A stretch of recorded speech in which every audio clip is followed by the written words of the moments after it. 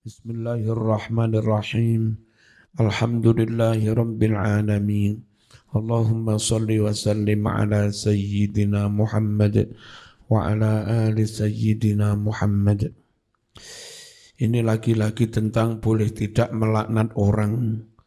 Tukang dolim, tukang maksiat boleh dilaknat tapi tidak menyebut nama. Ya, semoga Allah melaknati orang dolim-dolim. Boleh kalimat itu. Tapi jangan menyebut si fulan.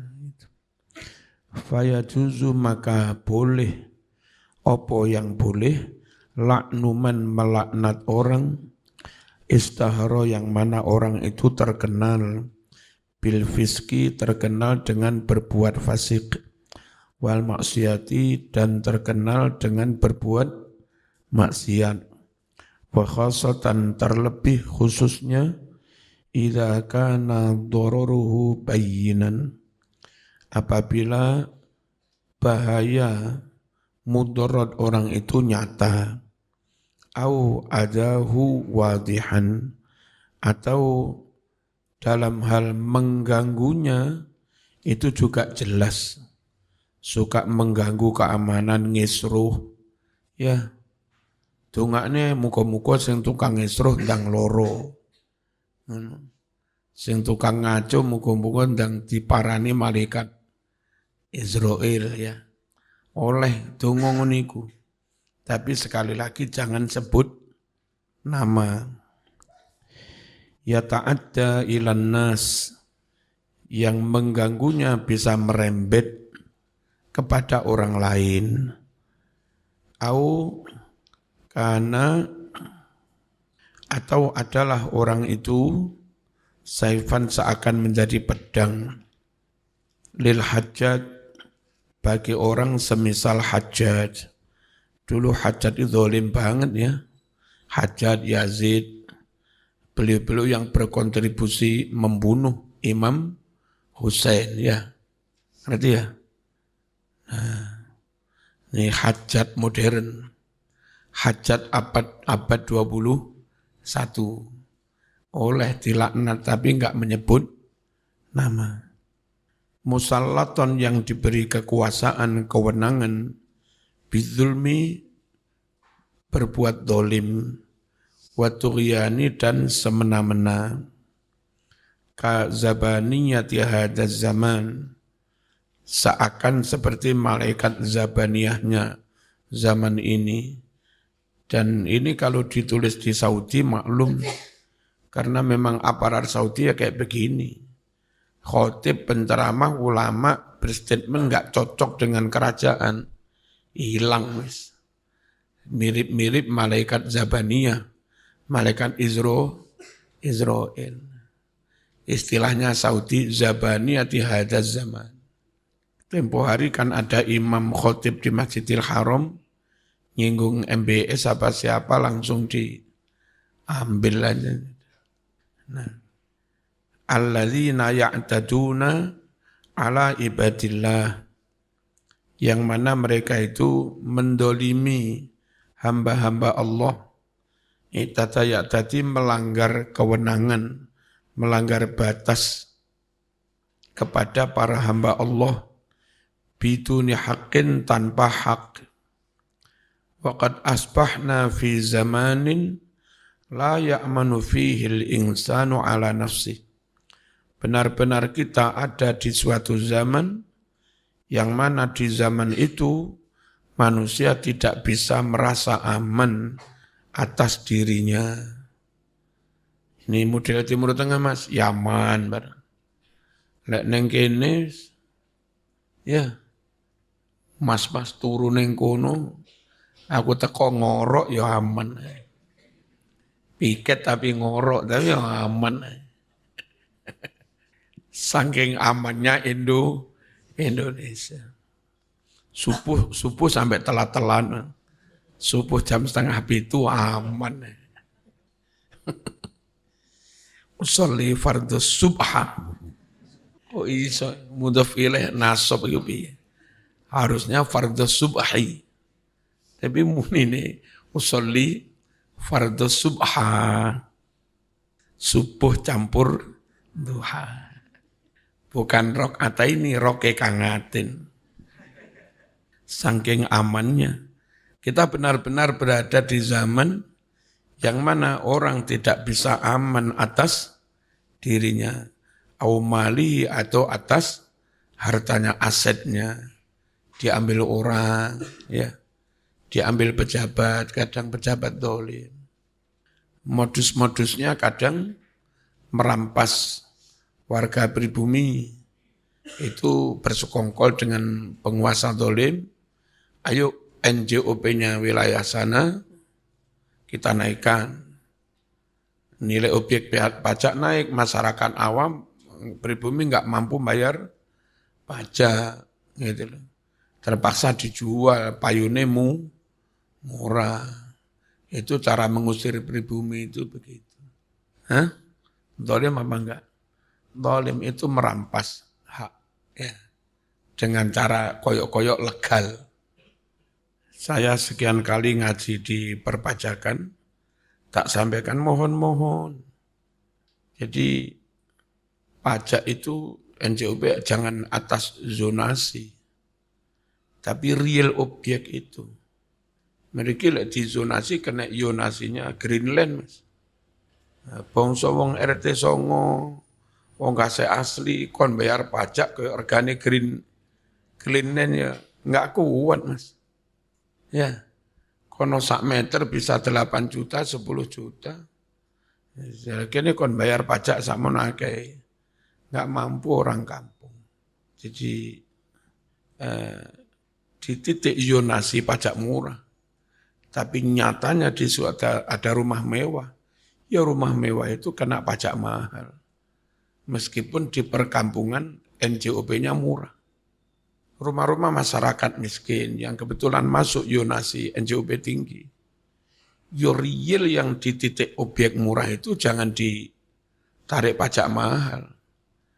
Jadi saya usul nilai pajak itu jangan per zona tapi per objek. Dan itu lebih adil.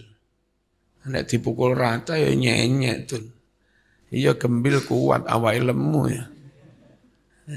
Sing golone alip bareng kuru ini piye. Terus jangan sampai pemerintah yang dipilih rakyat itu justru bersekongkol dengan mereka yang ingin mengusir penduduk asli pribumi itu. Setelah mereka dijual, ternyata mereka juga yang membeli, dibangun macam-macam lah konsorsium, sembarang-barang. Kasus di Jakarta kan gitu ya. Apa orang Jakarta asli itu apa namanya? Orang Jakarta Betawi.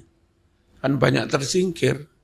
Model-modelnya kan nggak kuat bayar pajak. Nah di Malang mumpung turun.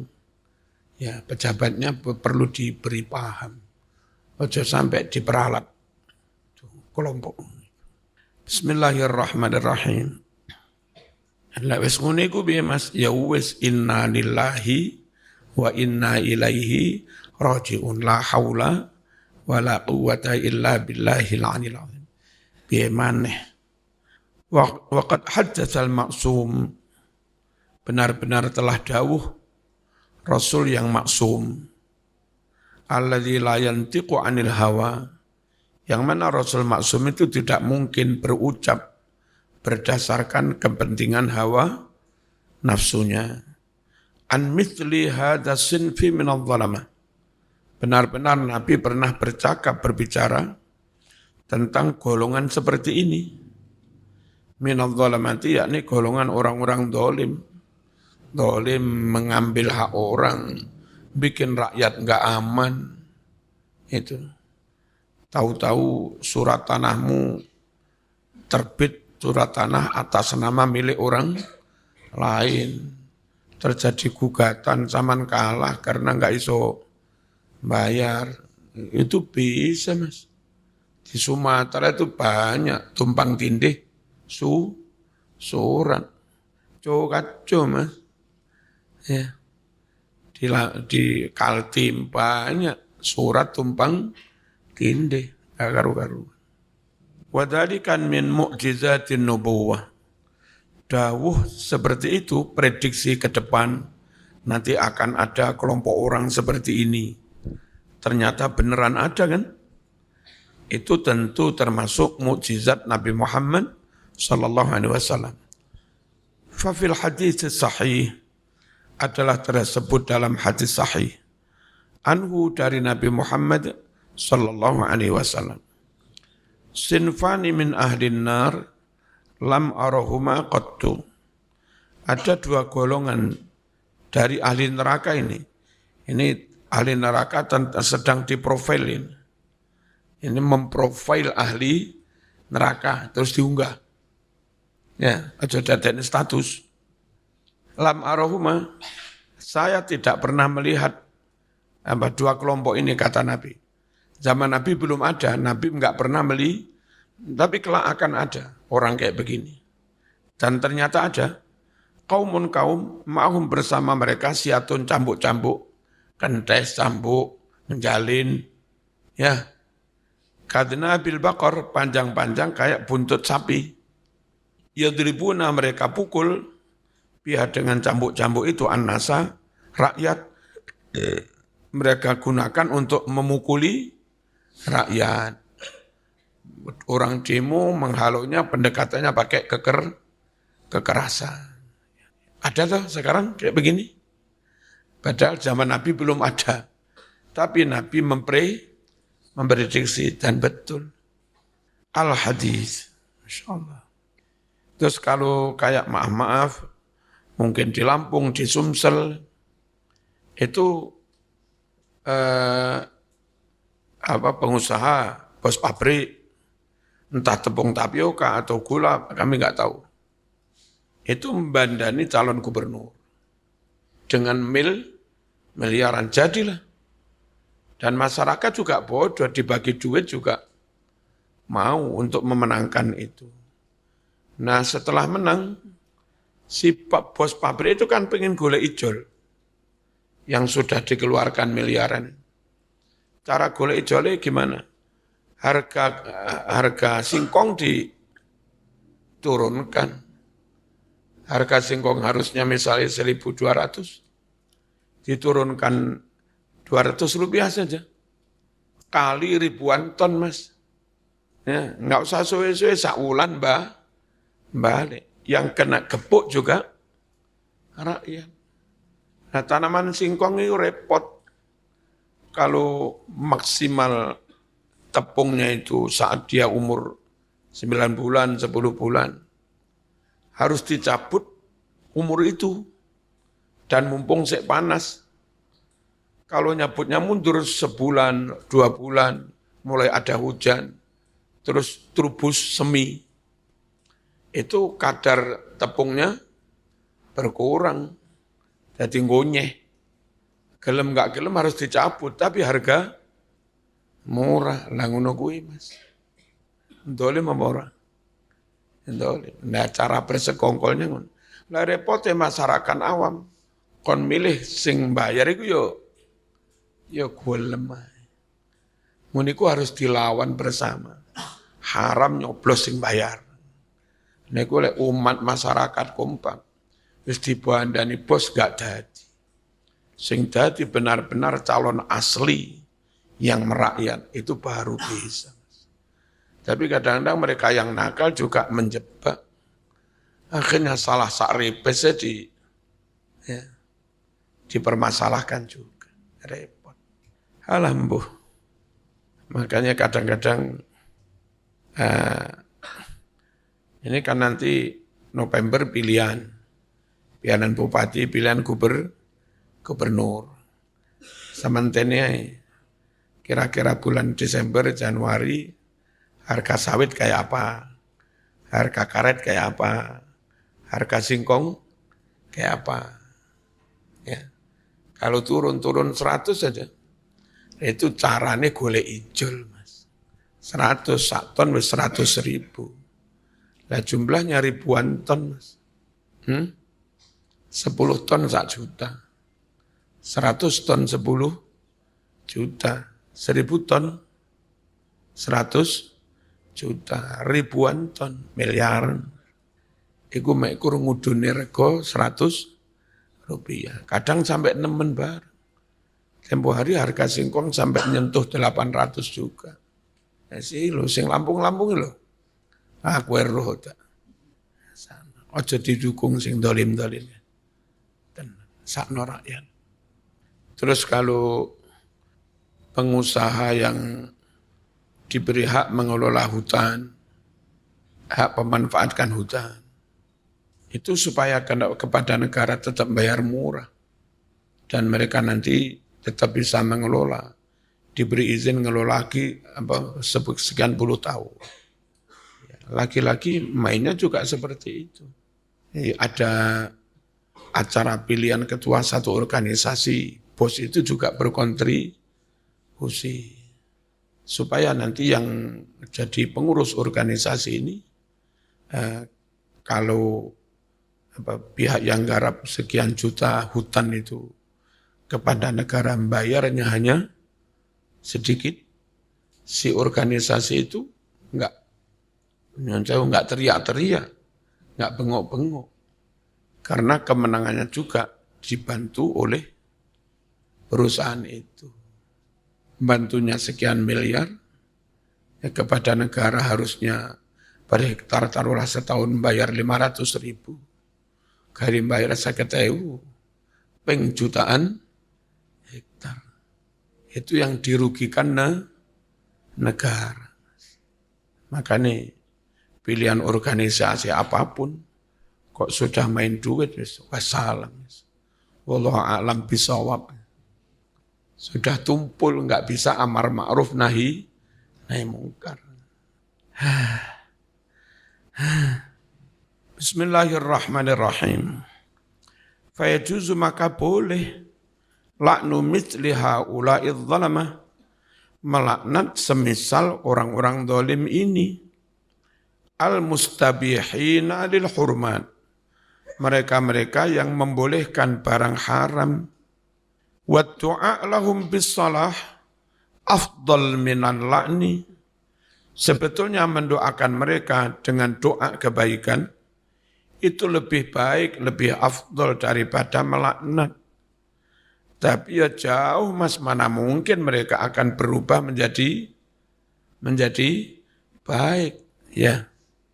Walakin hayhata an yanfa'at du'a bisalah li amsali Abi Jahlin. Akan tetapi tangeh lamun. Apa tangeh lamun ini? Tangeh lamun mustahil adoh mas.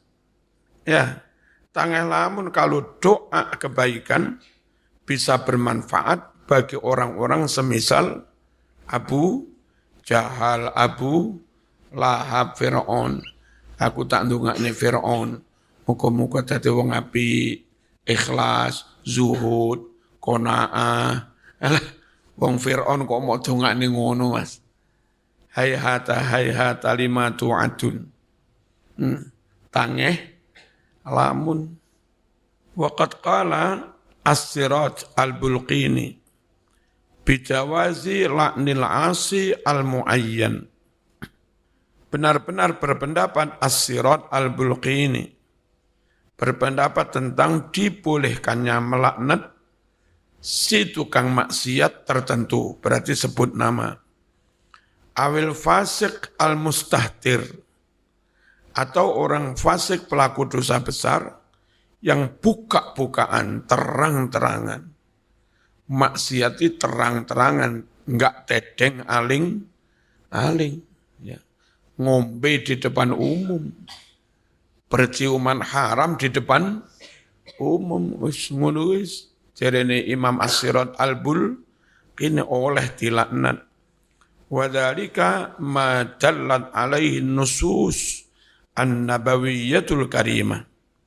Dan pendapat seperti itulah apa yang mana nas-nas Nabi hadis telah menunjukkan atas hal itu. Wallahu ta'ala a'lam.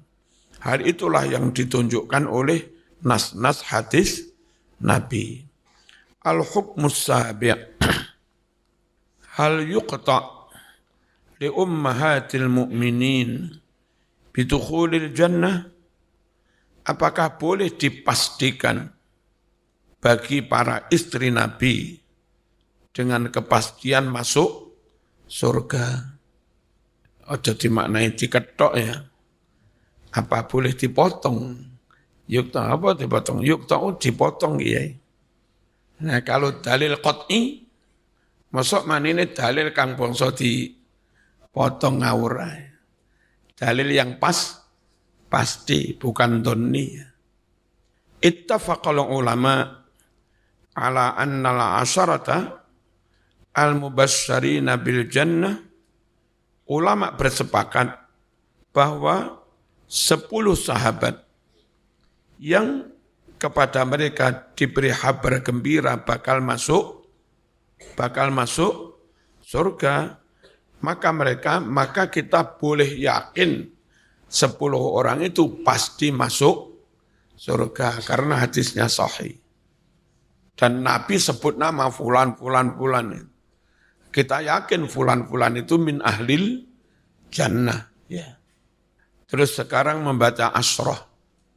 Asroh itu kalau jadi adat murakkab, gandeng dengan 11, 12, 13, 14, itu bacanya asroh.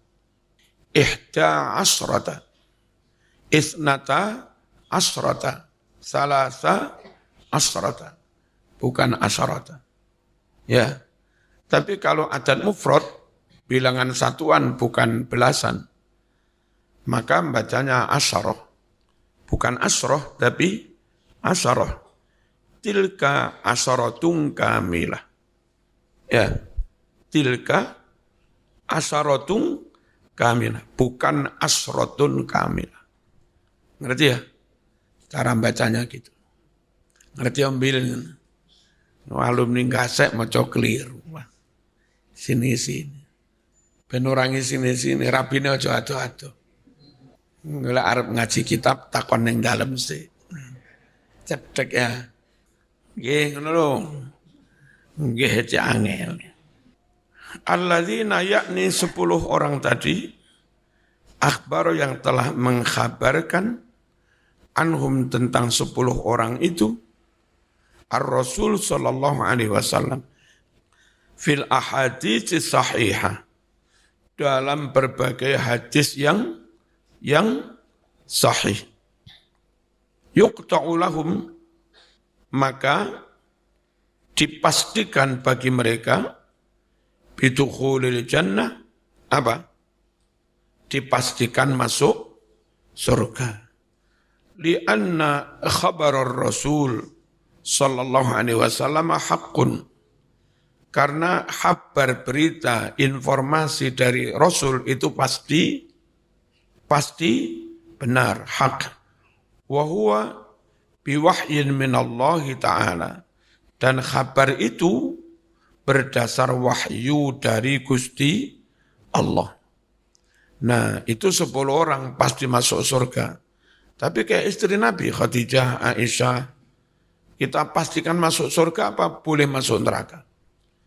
Waqad alhaqa ba'dul ulama, benar-benar mensamakan, mengkiaskan sebagian dari ulama ummahatil mukminin, para istri Nabi, disamakan bil asyaratil mubasysyirin, disamakan dengan 10 sahabat yang diberitahu bakal masuk surga. Gimana? Bi an yuqta'a lahum bidukhulil jannah, dengan dipastikan para istri Nabi itu masuk surga. Wastadallu, sebagian ulama ini berdalil biqaulihi, dengan firman Allah Ta'ala, lahum maghfiratu wa rizqun karim, bagi mereka yang dinyatakan mubarra'un, apa mubarra'un, tabri'ah, dinyatakan bebas dari tuduhan zina, yakni Siti Aisyah, mereka dapat ampunan, warizqun karim, dan dapat surga. Nah, berdasar ayat ini, berarti kayak Siti Aisyah pasti masuk surga. Binaan ala annal ayatil karimata nazalat fi azwajin Nabi sallallahu alaihi wasallam ammatan wa fi sya'ni Aisyah khassatan. Dengan mendasarkan pada asumsi anggapan bahwa ayat-ayat yang mulia tadi turun mengenai menyangkut istri Nabi Muhammad sallallahu alaihi wasallam secara umum dan menyangkut Siti Aisyah secara khusus. Apa yang disebut rizqun karim? War rizqul karim alladzi asyarat ilaihil ayatu, makna dari ar-rizqul karim yang diisyaratkan oleh ayat itu, yuradu dimaksudkan minhu dari istilah rizqun karim, al-jannatu surga, bidalili qawlihi, dengan dalil firman Allah Subhanahu wa ta'ala, fi makanin akhar, di tempat yang lain. Wa man yaqnud minkunna lillahi wa rasulih wa ta'mal salihah nu'tiha ajraha marratain wa a'tadna laha rizqan karima. Siapa yang taat di antara kamu, hai para istri Nabi, lillahi, taat kepada Allah, wa rasulih, dan taat kepada Rasulnya, wa ta'mal salihah, dan dia beramal soleh. Kalau ada istri Nabi taat beramal soleh, nu'tiha, kami beri kepada dia, ajroha, pahalanya, marratain, 2 kali lipat. Marrataini, 2 kali lipat. Wa a'tadna, dan kami persiapkan laha, baginya, bagi istri Nabi yang taat, rizqan karima, rizki yang mulia. Apa ini? Surga. Wa huwa istidlalun hasan. Dan hal ini adalah istidlal, istimbat, cara berdalil yang bagus. Jadi cukup runut membangun logikanya, membangun narasinya logis, ya, sistematis. Qala al-Imam Al-Fakhr, bayyana Allah Ta'ala anna at-tayyibati minan nisa' lit-tayyibina minar rijal. Allah Subhanahu wa Ta'ala menerangkan bahwa perempuan yang baik-baik itu milik laki-laki yang baik-baik. Lalu apa ada laki-laki yang lebih baik daripada Rasulullah? Enggak ada kan? Rasul laki-laki terbaik. Kalau akhirnya Rasul punya istri Aisyah, berarti Aisyah termasuk wanita terbaik. Wanita baik milik laki-laki yang baik. Berarti laki-laki terbaik juga akan memiliki wanita yang terbaik juga, sekufu. Wala ahad atyabu wala atharu, dan tiada seorang laki-laki satupun yang lebih baik, yang lebih suci, enggak ada, minar rasul, daripada Rasulullah sallallahu alaihi wasallam. Fa azwajuhu idzan apa suin? Idzan, kalau begitu, maka para istri Nabi Muhammad SAW la yajuzu, tidak boleh, an yakunna, mereka menjadi, illa, kecuali thayyibat, juga harus menjadi wanita yang baik-baik. Karena dimiliki Nabi, lah Nabi itu laki-laki terbaik. Summa bayyana ta'ala anna lahum maghfiratan. Kemudian Allah menerangkan bahwa bagi mereka itu ampunan, warizqun karim. Wa yuhtamal an yakuna dzalika khabaran maqtu'an bih. Dan dimungkinkan hal itu menjadi kabar, berita yang dipastikan kebenarannya, qat'i. Fa yu'lamu bidzalika, anna azwajar Rasul alaihi salatu wassalam hunna ma'ahu fil jannah. Maka dengan itu bisa diketahui bahwa para istri Rasul, mereka itu akan tetap bersama Rasul di surga. Berarti juga pasti masuk surga. Wa hadza yadullu ala anna Aisyah radhiyallahu anha tasiru ilal jannah. Hal ini menunjukkan bahwa Aisyah bakal kembali ke surga. Bikhilafi madhabir Rafidah, beda dengan madhab Syiah Rafidah. Alladzina yukaffirunaha, yang mana mereka mengkafirkan Siti Aisyah. Bisababi harbi yaumil jamal, sebab terjadinya perang Jamal antara Aisyah dengan Sayyidina Ali. Lalu perang Siffin antara Muawiyah dengan Sayyidina Ali. Syiah yakin Ali yang benar, Muawiyah yang zalim, Ali yang benar, Aisyah yang salah. Karena berani memerangi Ali itulah Aisyah, Muawiyah sama-sama ahli neraka menurut Syiah Rafidah. Semen tuh ibu punya yang alim hafidah, tuh bapak kiai ngalim hafid, tetap luru-luru itu tukaran sampai pegatan, saling menyalahkan. Maka anak sing kerucu-kerucu guru ngerti apa-apa, jangan ikut-ikutan menyalahkan bapak atau menyalahkan emak. Turung kelas sampean menyalahkan bapakmu sing kiai gede kayak zaman setamat TK. Sampean juga enggak level menyalahkan ibumu yang punya gede, ngalim.